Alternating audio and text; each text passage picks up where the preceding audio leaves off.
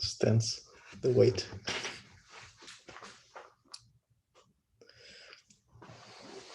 Sorry, my microphone was off. Okay, welcome everyone. Our first speaker of this afternoon session is Pablo Soler from IBS CTPU, the host institution, and he will tell us about deep brain gauging actions and their role in moduli stabilization. Please. Thank you very much.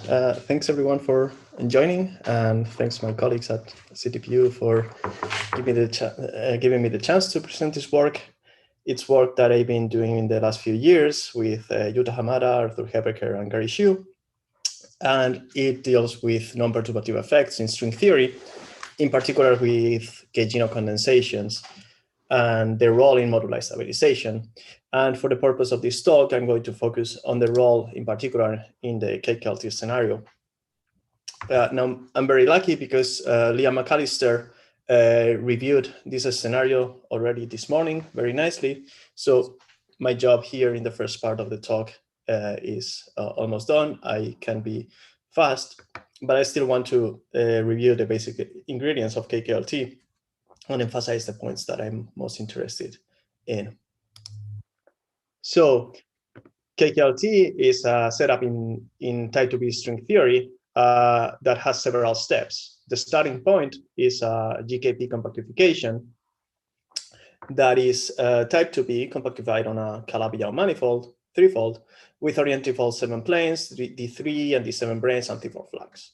So this is my cartoon representation of the internal geometry, which contains in particular some D7 branes wrapping some 4 cycles of the internal geometry.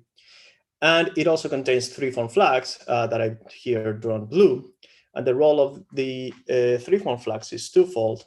On the one hand, it induces some warping in the geometry, which is warped Calabi-Yau geometry. This means that for most of the geometry, there's this is simply a Calabi-Yau, but there is some regions where there's a warp factor that suppresses tensions and redshifts energies. So there's this throat region that, where this warp factor is very small. The second role of Calabi-Yau of three-form fluxes is to stabilize the complex structured moduli of the Calabi-Yau. So this is done by inducing the Gukov-Baffa-Witten superpotential that gives a mass to this moduli and to the axial dilaton, such that at low energies, one remains with only the Keller moduli. And for the purpose of this talk, I'm going to simplify the setup such that there is a single Keller modulus, which just controls the overall volume of the compact internal space.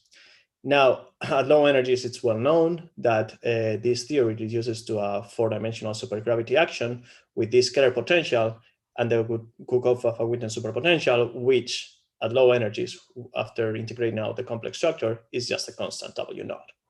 This is a well-known, this has a well-known no-scale structure such that the potential, the after potential of supergravity is simply 0. So the potential for the Keller modulus in GKP is simply flat. Now, KKLT went one step further and stabilized the Keller modulus by introducing non-perturbative effects. And this is the most important step for my talk. They did so in particular by considering gauging condensation effect. As I said, these setups contain these 7 brane stacks, and for several 7 branes overlapping, one gets non-abelian Yang-Mills effective theories at low energies that can flow in the IR to strong coupling and can develop gauging condensation. This means that gauging bilinears in the effective theory develop a non-trivial web that is non-perturbative. It's exponentially suppressed in terms of the gauge coupling. In this case, this means that they are exponentially suppressed with respect to T, with respect to the Keller modulus. Now, a good way to understand how this affects the scalar potential for T is to consider just the standard 4-dimensional supergravity action as given in any textbook like Wassenbagger. And you can see that it contains the F-term potential that I was talking about before, but it also contains interaction terms with Gaugino quadratic and Gaugino quartic terms. And these can be nicely packaged into this form together with the F-term potential. So when Gaugino condensation takes place, one can, at least to lead in order, understand what's the effect on the potential for the Keller modulus by simply giving a BEV to this gauging of a linear, such that the potential becomes this potential that I've drawn here, and it just gives you an ADS supersymmetric minimum, which is one of the main results of KKLT. Now, one should mention at this point that the Dine-Seiberg problem kicks in. This means that one should be careful at what value the Keller modulus is stabilized, because all this is only valid in the approximation where the volumes are large, which means that T0 should be large. But T0 is determined dynamically by this potential. And one can easily see that in order for T0 to be large, one needs to tune W0 to be very small. And Liam gave a very nice description of this morning and recent progress in achieving this in string theory. I'm going to assume that this has been achieved. I'm going to take the next step of KKLT, which is to uplift by introducing some supersymmetry breaking ingredient, which in the case of KKLT is an anti-D3 brane. Anti-D3 branes naturally live at the tip of warp throats, so their tension and their effect is naturally suppressed with this warp factor, which is very good, because if this was not suppressed, this term would be much, much bigger in the large volume limit expansion than these other terms. So, but the warping of these throats makes this highly suppressed in such a way that these three terms can balance, and they can balance in such a way that the new potential has a minimum that is de Sitter. Of course, supersymmetry is broken by this new term. Again, I should say that this is confronting the Dine-Seiberg problem, which requires not only that W0 is very small, but that there is a sufficiently large warping so that all the terms balance nicely in a regime where the volumes are large.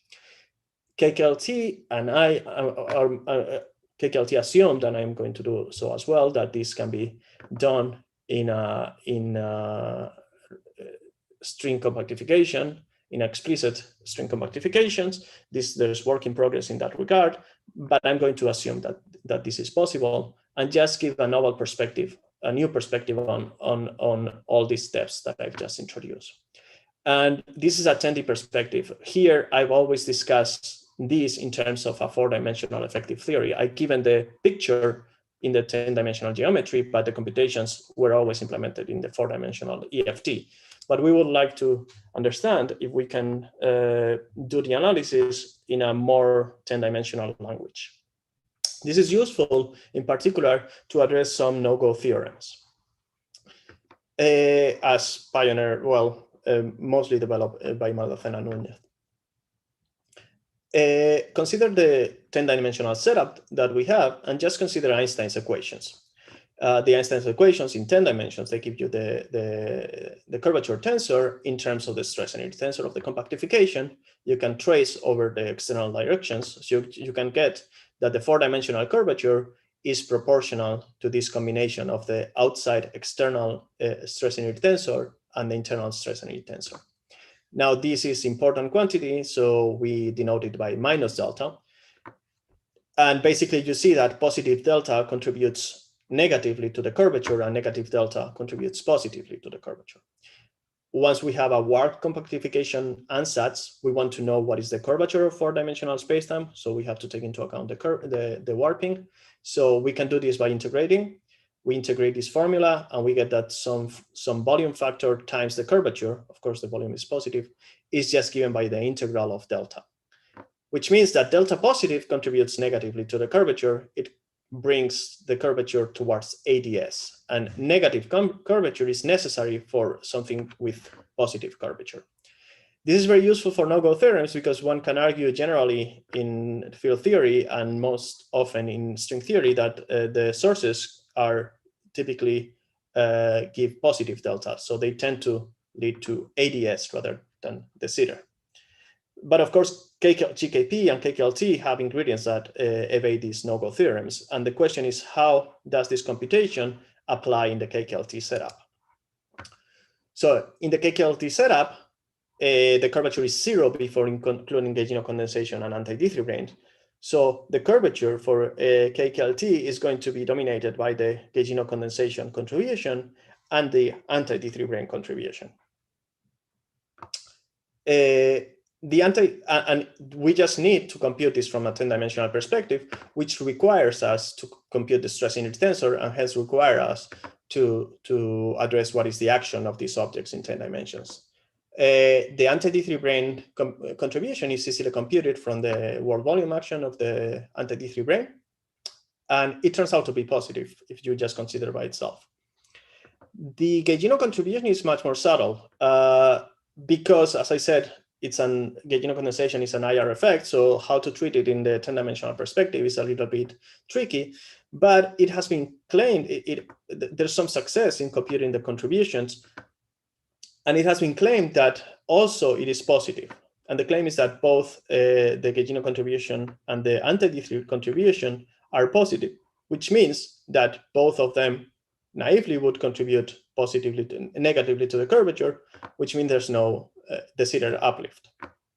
The claim was that you can start with the ADS minimum of KKLT, but when you try to uplift, instead of finding a de Sitter minimum, you find a runaway potential.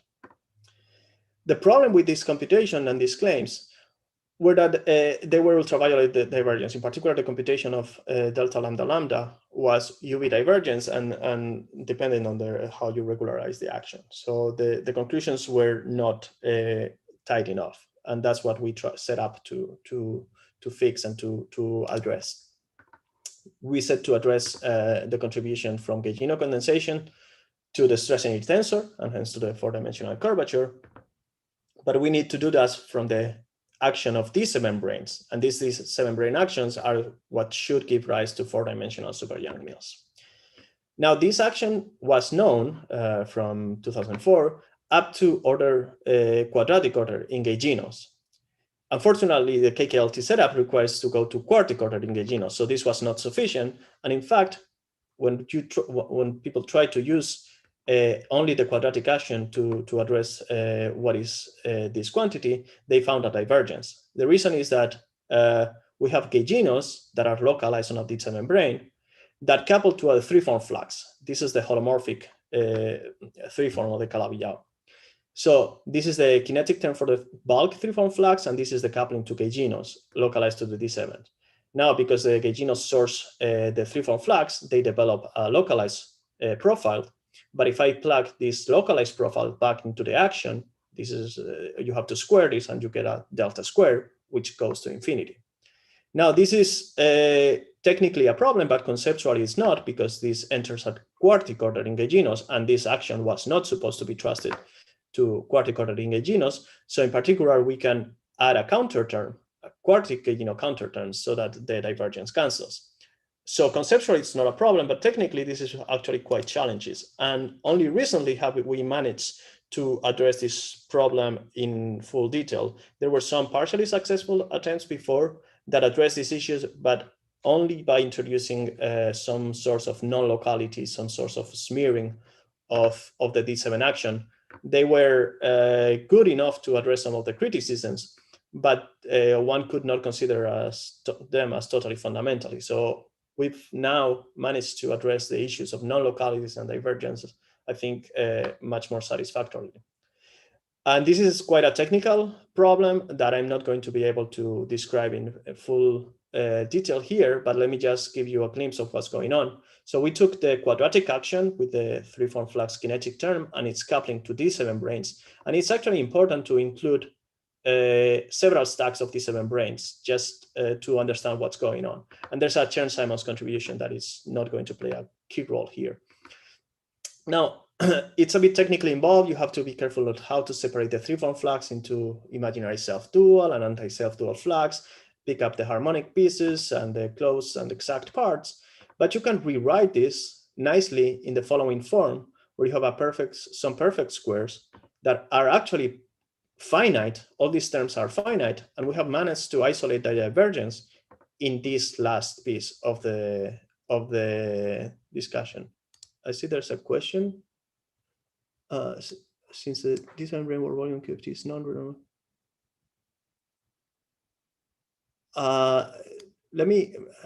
I think the answer is yes, but let me go on and answer this question at the end of the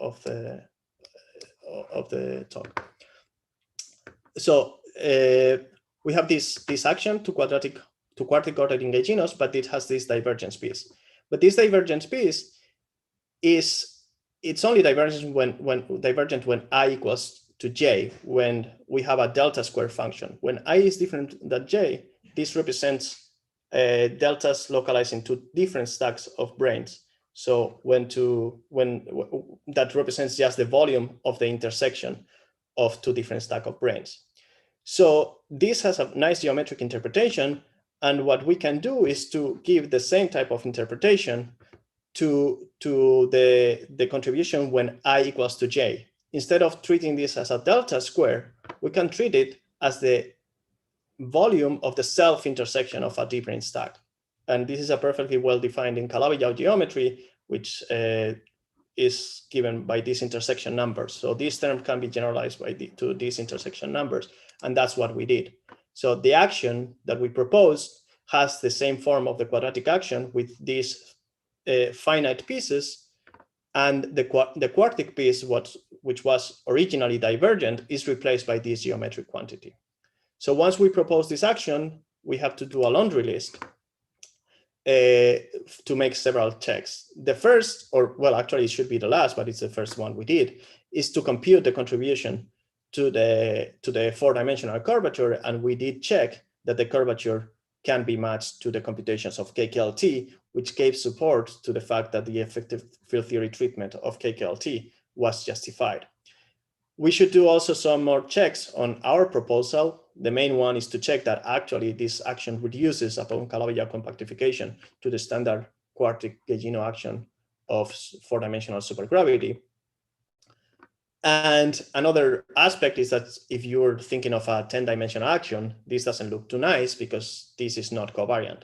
This involves four-dimensional gaugino and some geometric quantities of a Calabi-Yau compactification, like omega-3 and j. So, but one can write this nicely in a 10-dimensional covariant way in terms of just gauginos living on the 8-dimensional theory. So I'm not going to show the results because these are complicated exercises in Calabi-Yau geometry and for 8-dimensional supergravity involving a lot of fierce identities and painful computations, but all of these things can be done. So let me just summarize. Especially in the context of the swampland program and with all these no-de-Sitter conjectures, a lot of interest has been revived about KKLT, and some criticisms have been raised, but particular type of those were obscured by the lack of a D7 brane action up to quartic order in gauginos. So we have addressed this problem and constructed such an action, and then we have addressed these criticisms. We have dispelled the problems mentioned by confirming that the FT approach of KKLT is valid. Of course, within the assumptions made by KKLT, this is where all the swampland may lie. So I'm not going to address that. It is subtle, but the no-go claims like these flattening effects fail because of a subtle interplays between gaugino condensation and the anti-D3 effects. Now, I should say that I stress here the role that our constructions play in KKLT, but they are, I think, much more general. They are just construction in 8-dimensional, 10-dimensional supergravity that could be useful for other aspects of string theory and supergravity. So their interest, I think, lies beyond only KKLT. With this, I'm going to wrap up, and thank you for your attention. Thank you for the talk, and you are going to answer the question. Yeah, maybe I should revisit. The D7 brane volume QFT is not renormalizable, indeed, and can the UV divergence of gaugino condensation be cancelled and renormalized properly? So indeed, this is still an effective, even the action on the D7 branes is still an effective theory, an effective Lagrangian, which has some cutoff. In particular, one cutoff that is especially important, that is the source of these divergences, is the width of the D7 brane. So the problem with the treatment and the expansion to quartic order was this delta function, and this delta, and in particular this delta square, should be understood as as a problem of expanding around something that is exactly localized to a plane. So that's when the delta comes from. The width of a T7 brain is non-perturbative in GS, so that's where the cutoff should come from with some string scales and GS. So indeed, the issue that we are addressing is the renormalization of these divergences. I'm not sure if this answers the question, but it is indeed related to the cancellation of these divergences, a standard procedure in renormalization. I'm not sure if you want to follow up, let me know, or if there's any more questions. Okay, yeah, the answer seems to be satisfactory, and we are out of time, so let's thank Pablo again.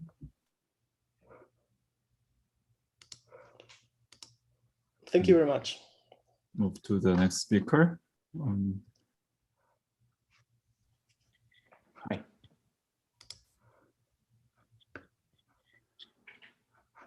Can I share my screen? I think so. Okay. Please try.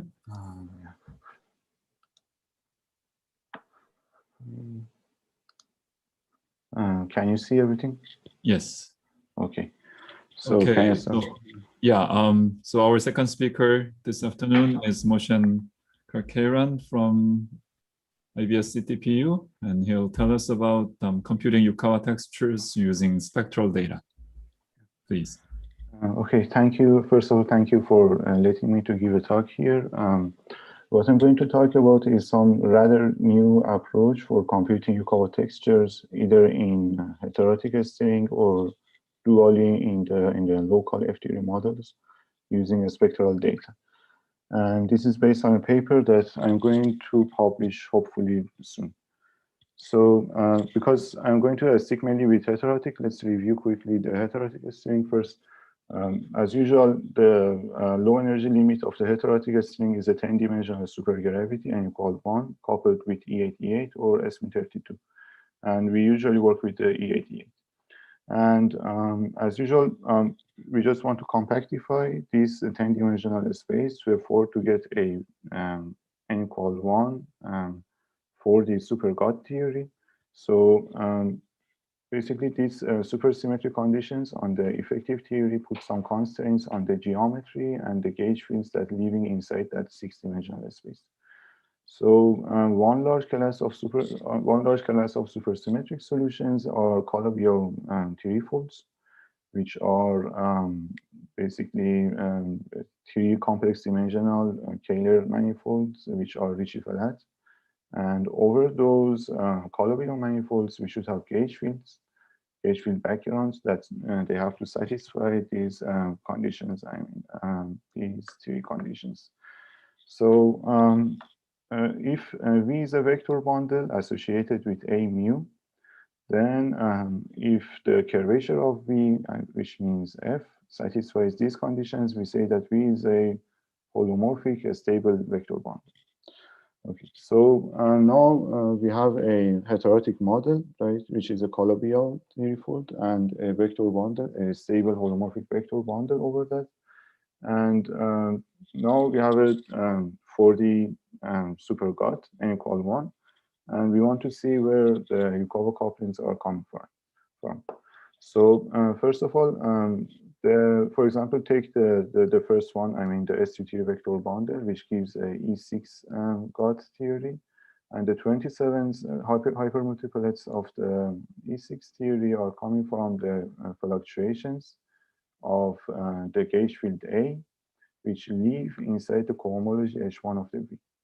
So basically these kind of Yukawa couplings are coming from a Chern-Simons term in the upstairs, which the relevant part is roughly like this form, where omega is the holomorphic top form, holomorphic 0-3 form, and which is unique over Calabi-Yau.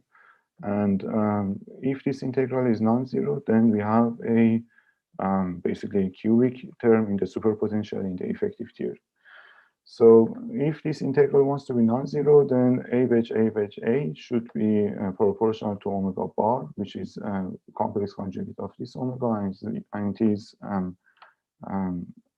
unique up to some constant.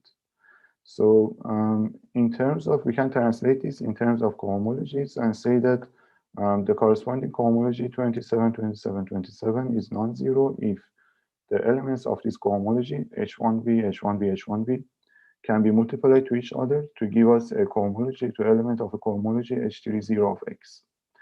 So we can do similar things for other God groups, for SO10, SU5 God groups too.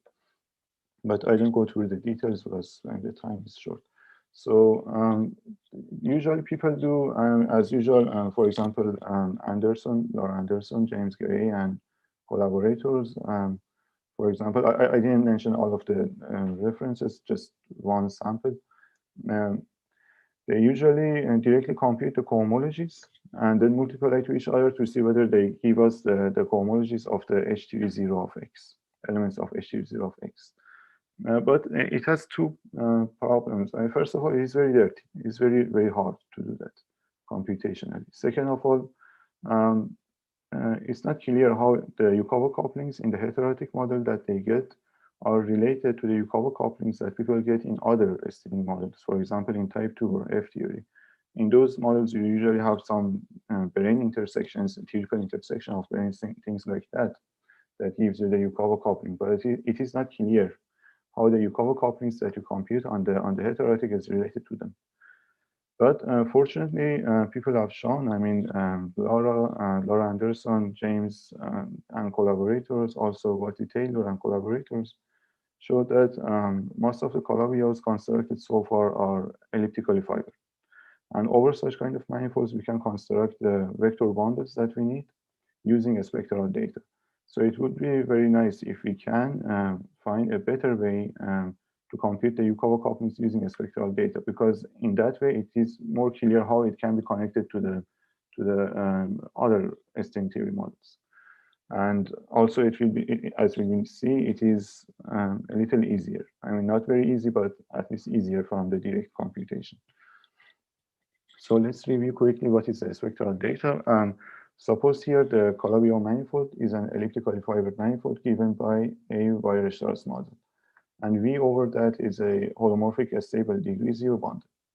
So we can define Fourier transform of V using the following integral transform, phi V.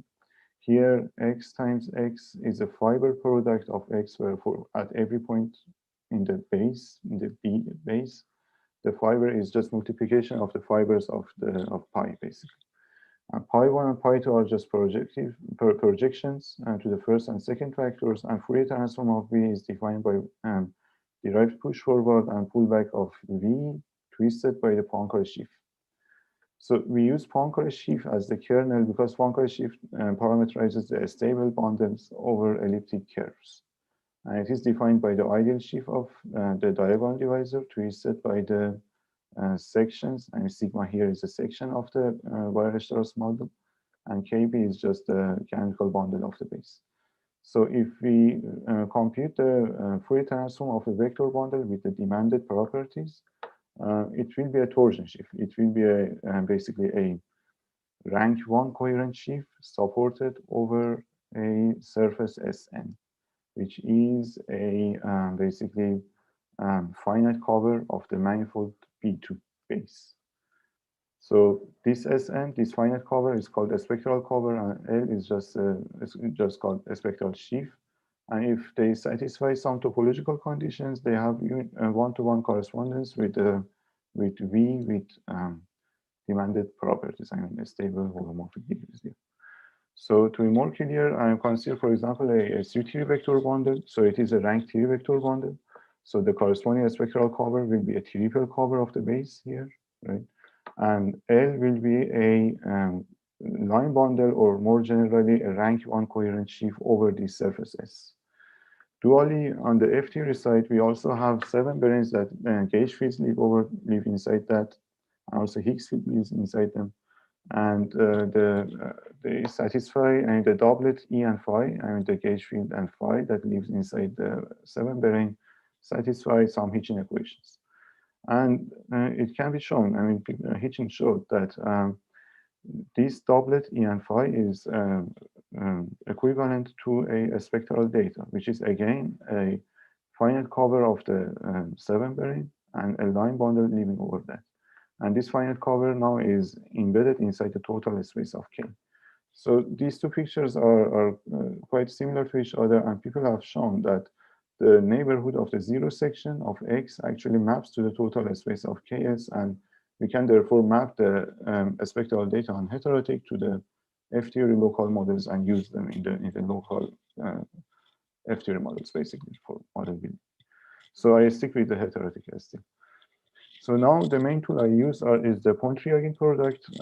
Suppose E is a smooth curve, and consider the product of E to itself and projections to the first factor and second factor. Here, M is just a group law of the elliptic curve. So basically, suppose P is a point in the first factor and Q is a point in the second E factor. Then the function MP and Q is defined as the P plus Q under the group law of the elliptic curve. So basically, the points on the torus can be added to give another point. So the Pointryagin product of two coherent sheaf denoted by this star product is the derived push forward of this function M. And here F is a coherent sheaf in the first factor and G is a coherent sheaf in the second factor. Now the Fourier-Mukai transforms that defined with the kernel being Poincare sheaf has a nice property that it exchanged the tensor product and the Pointryagin product. So what we want to do is that use the same Pointryagin product and Fourier-Mukai's over elliptic vibration. But there is a problem, and the problem is that over elliptic vibration and the fibers can have singularities. And over singular fibers, this function M is not quite well defined. So but it is only well defined over the smooth point of the singular curve. But as we will see, we only need the anti-symmetrized Pointryagin product for our computations, and also for computing the cohomologies, we only need to restrict the spectral sheaf over the zero section.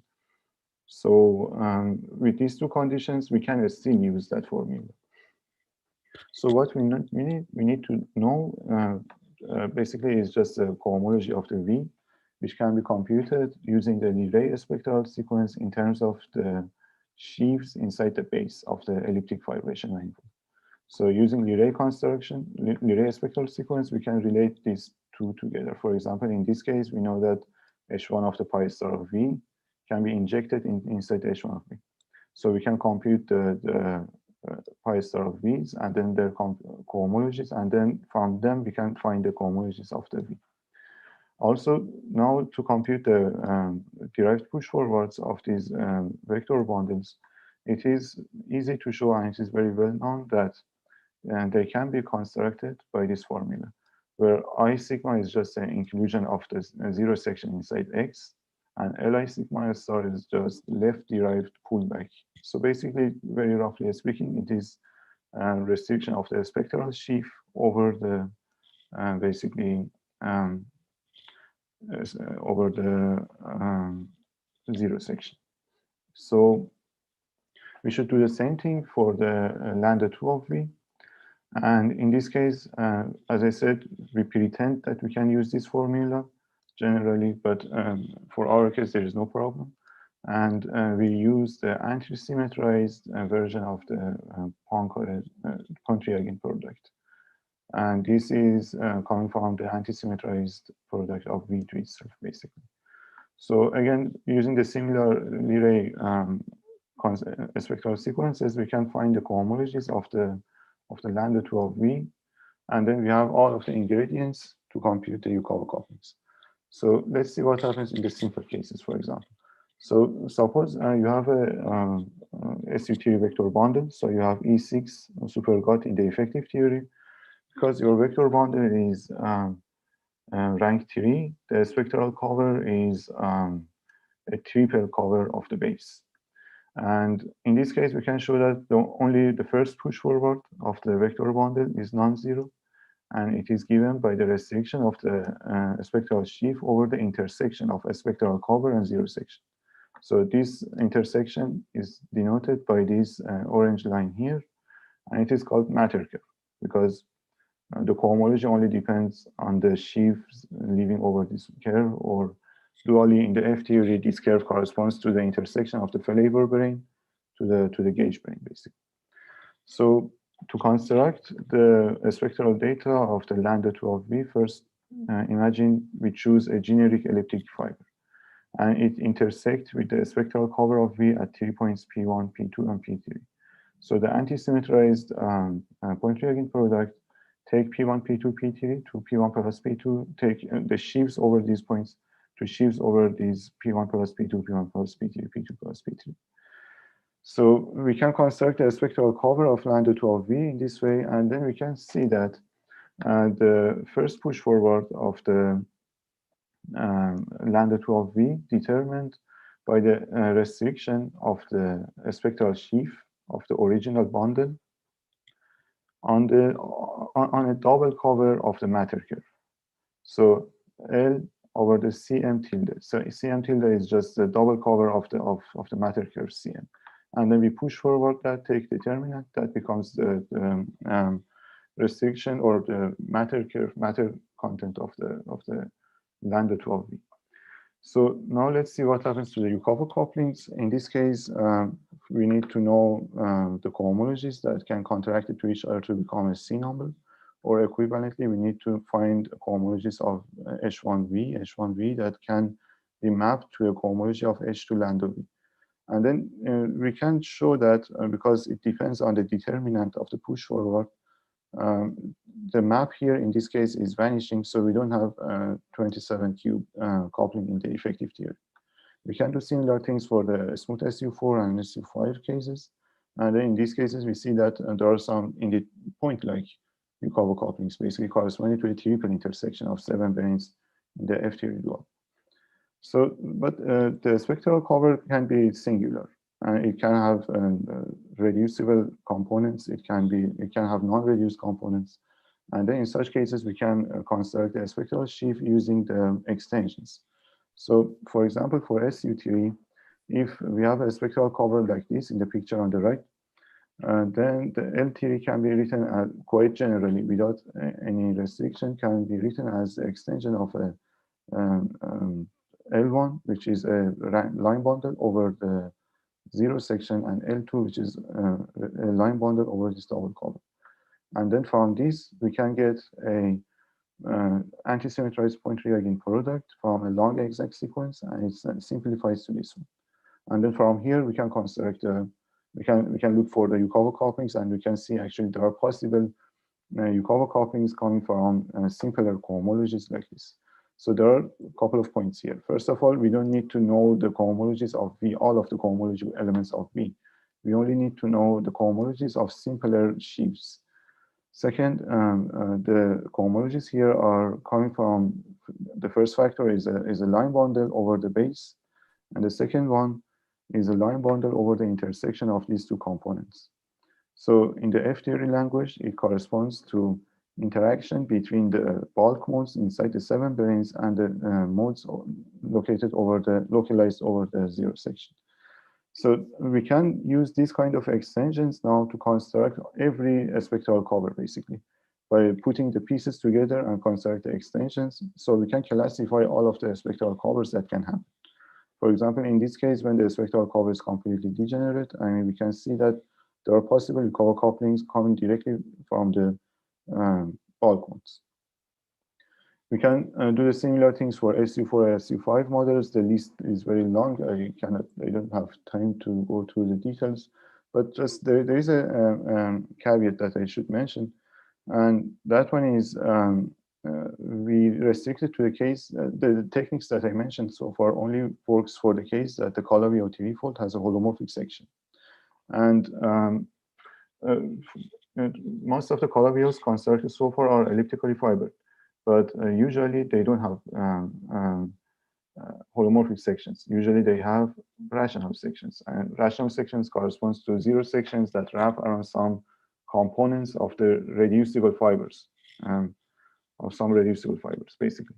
So in that case, the free mucoids that we used cannot parameterize the stable bundles for us, but it can be fixed. For example, if the zero section in this I2 fiber wrap around the first component C1, then we can twist the Poincare sheaf with the determinant of the normal bundle of C1. So with this one, we can see that the restriction of this new kernel over this fiber can parameterize the semi-stable bundles over this one. So basically, but it has a price, because now the Fourier transform of a vector bundle is now generally not a sheaf. It is a L dot, which is generally given by this sequence, where L1 is a element over, is a sheaf supported over some components of reducible fibers, and L2 is basically the usual spectral sheaf. But the point is that we can basically construct and classify all vector bundles over some 99% of the Calabi-Yau manifolds and classify all of them. I didn't do that for the rational cases, the case that we have rational section, but in principle it is doable, but it may take several years. And that's the point. I'm done. If you have any questions, I'll be happy to answer. We are sort of out of time, but is there any urgent question?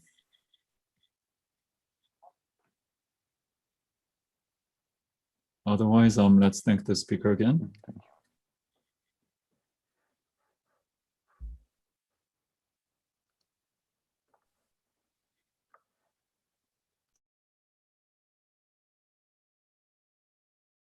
Okay, can you hear me? Yes.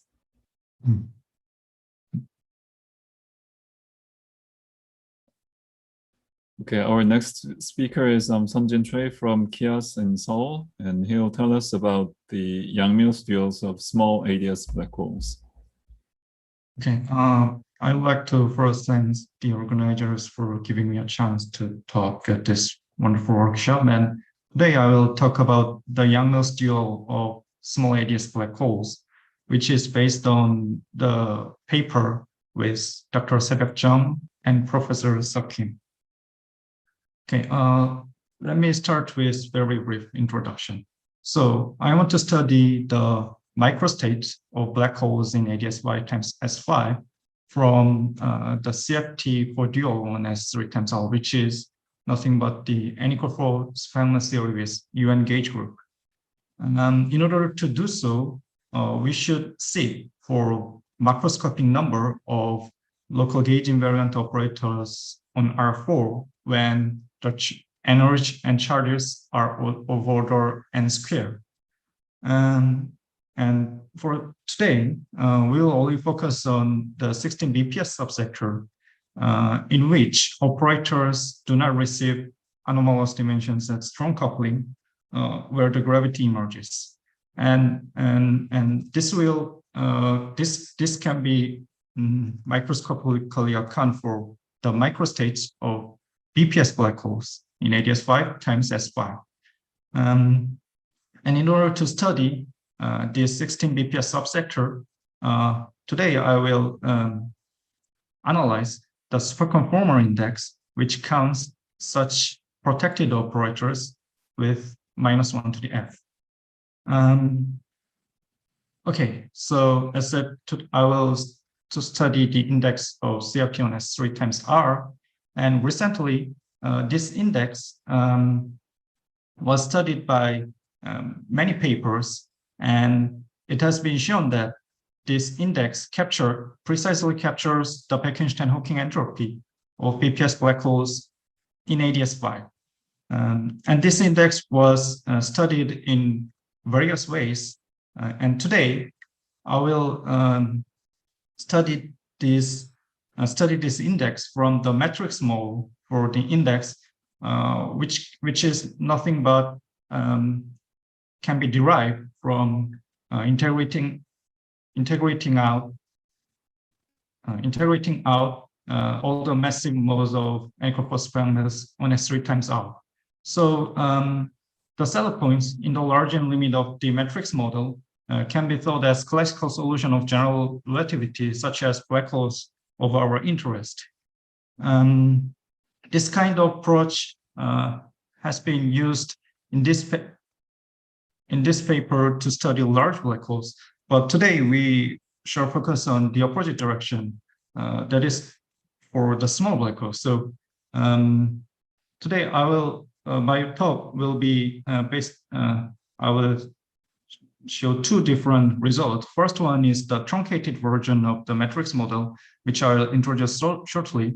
And from this, we can study the deconfinement transition, which is due to Hawking-Page transition, and also various saddle points, which are due to the black holes in ADS 5 times as well. And then we'll move on to study exact analytic saddle points for small black holes, whose sizes are much, much smaller than ADS radius. And this study on small black holes are interesting for many reasons. First of all, the black holes much smaller than the ADS radius locally behave like asymptotically flat black holes.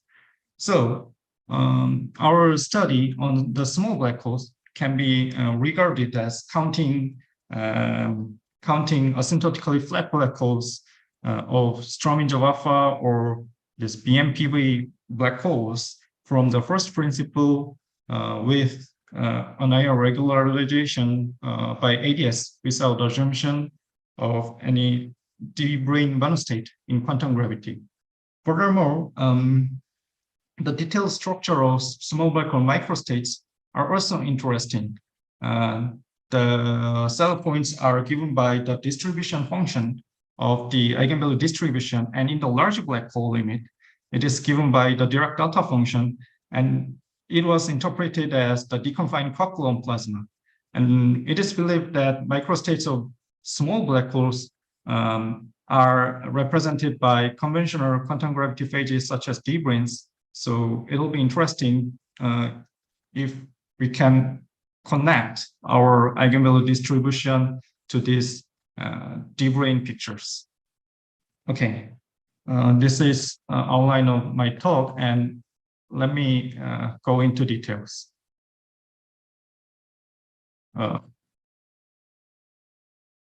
Sorry.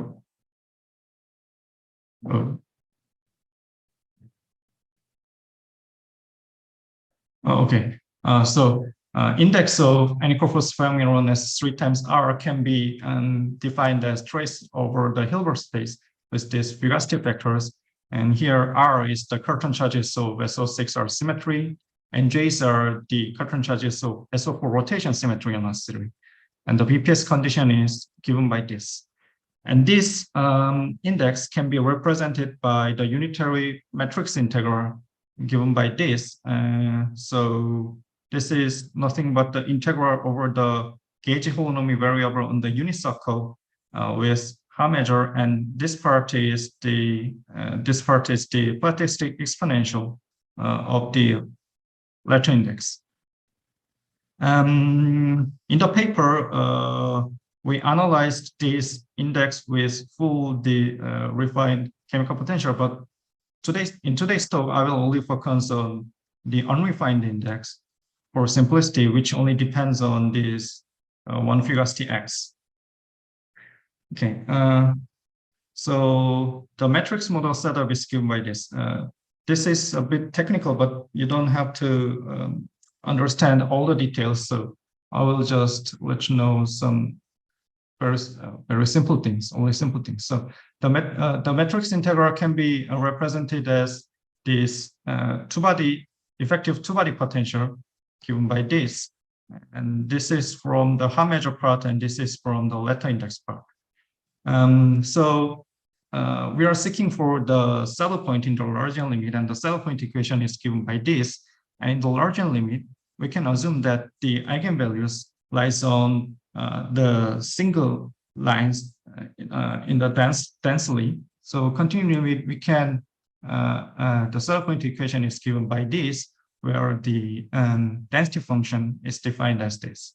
And from this complex density function, we can always convert it to the eigenvalue distribution, and the eigenvalues lies on the where the rho alpha integration of rho alpha is real.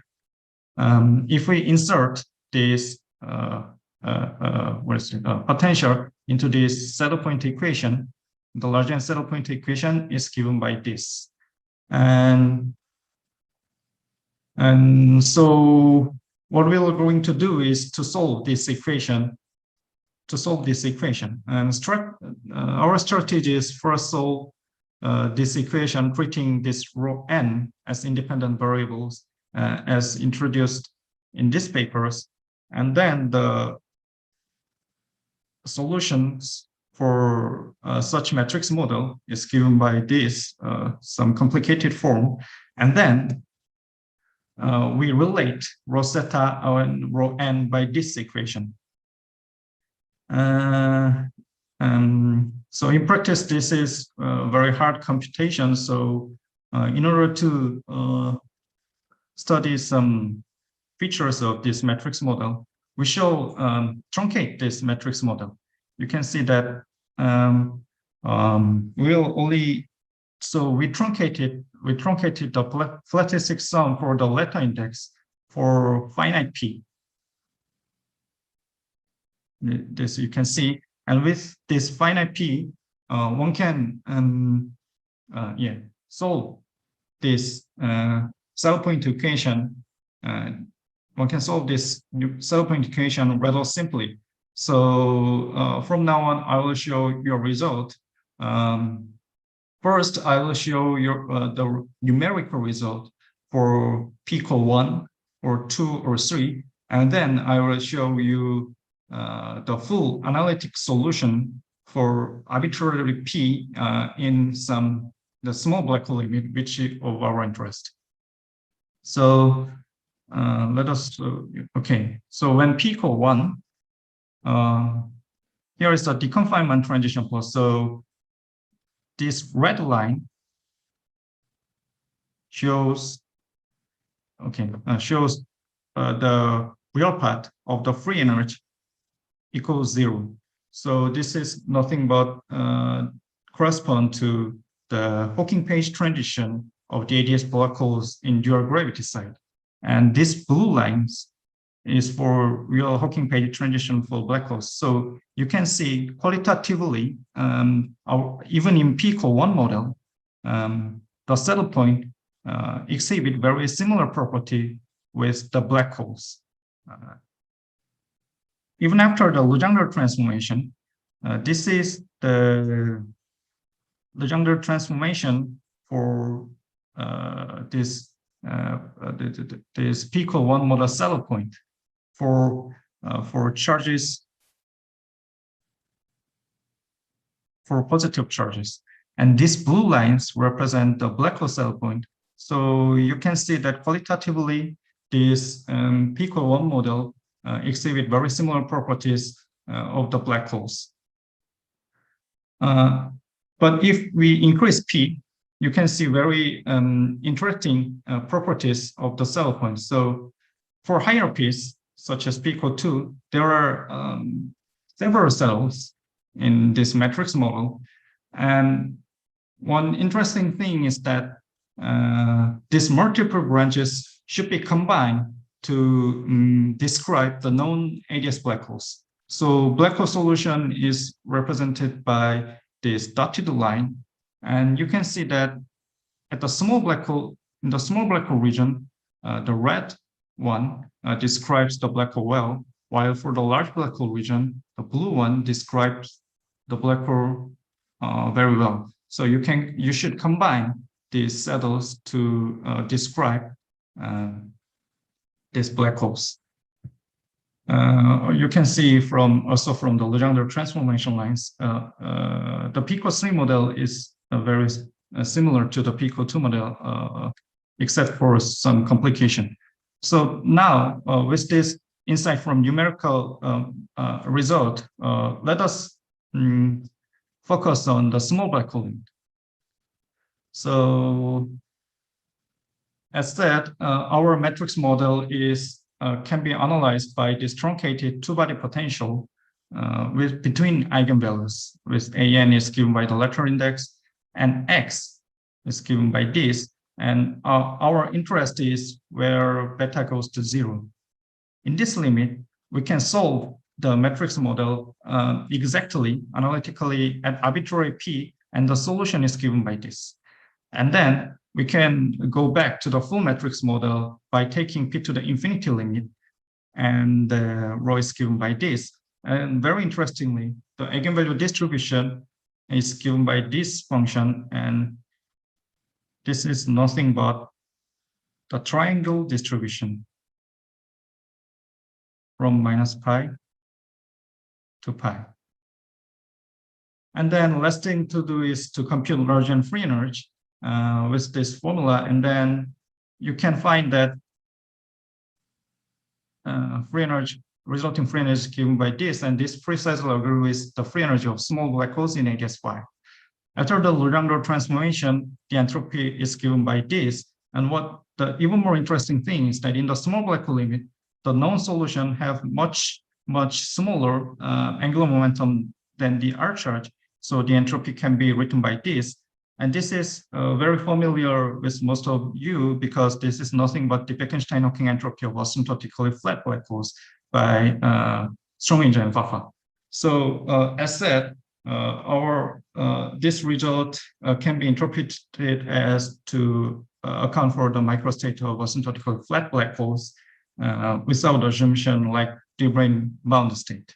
However, more interesting thing is that, since we know that, since from this paper, the small black holes are, the microstate of small black holes are explained from the D3 brane, so it will be interesting to connect, to study how these D3 brane pictures emerge from this triangular distribution. So let me summarize. So we studied the Lagrangian saddle point of matrix model to investigate the physics of holographic dual black holes. From numerical studies on truncating models, we found multiple branches which should be patched to describe known ADS black holes.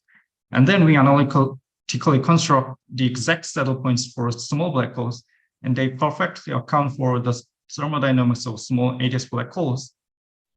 And these are, as said, related to the 5D asymptotically flat black holes, providing a first principle account for them. For the because of the time limit, I did not explain about BMPV black holes, but we found their thermodynamic instabilities when embedded in ADS-5, and then yeah, we could account for also this BMPV black holes, and this is one very interesting point of our paper. Okay, future directions, I did not explain, but we found that this analytic saddle point in the small black hole limit is infinitely many small black hole saddles exhibiting same Lagrangian thermodynamics. And we suspect that this can be interpreted as some small hairy black holes. And then we want to understand if there are new small black holes related to other asymptotically flat black holes, and also constructing exact analytic saddle point for finite size black holes will be interesting. Thank you for listening. Thank you. We have a couple of minutes for questions.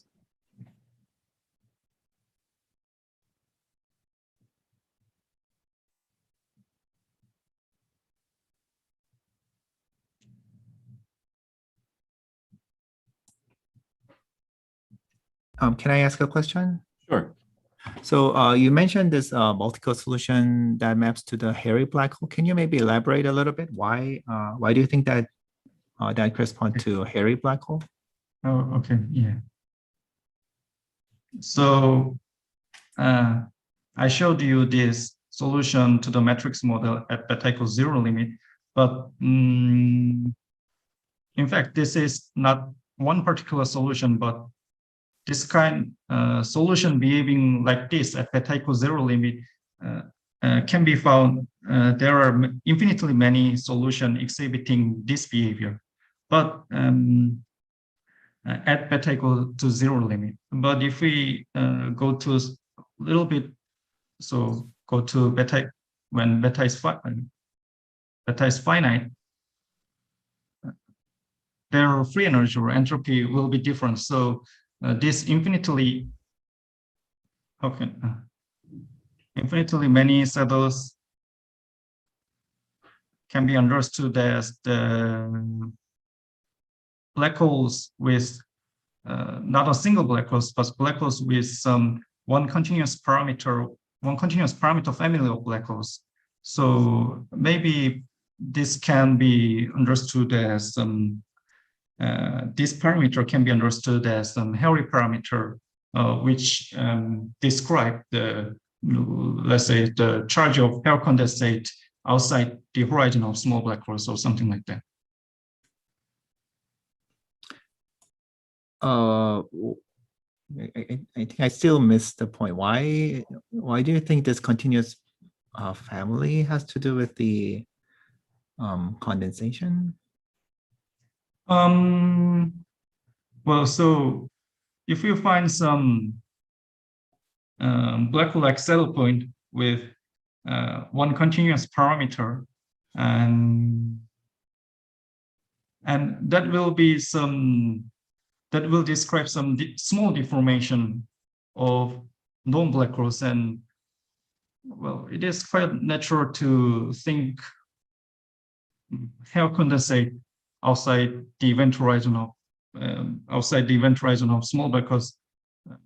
And in fact, yeah, that was constructed in some papers. So yeah, that's my speculation to interpret these saddle points. So yeah, not to deform the horizon topology drastically. So one natural way is to consider some hair condensate outside of black holes, I think. Thank you for the interesting question and answer.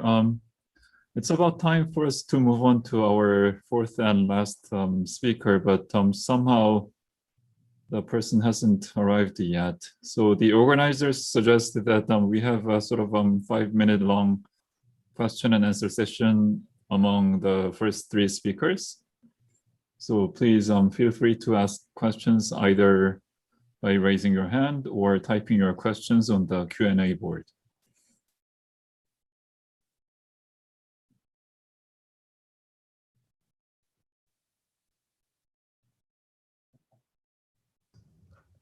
Seungju? Oh, yes, thank you. So I have a small question to Mosen. So yeah, could you say a few words about the genus 1 vibration cases as well?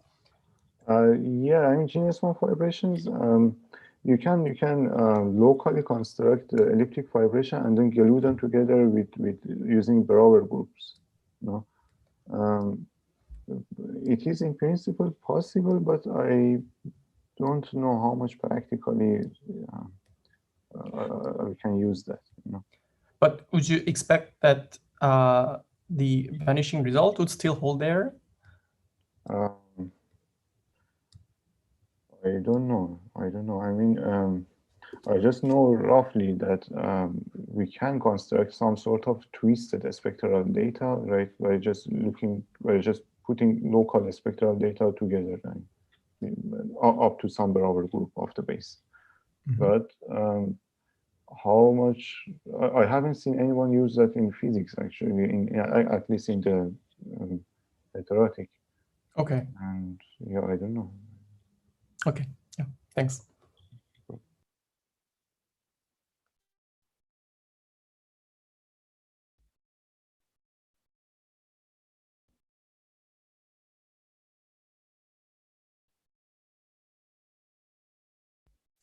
More questions or comments?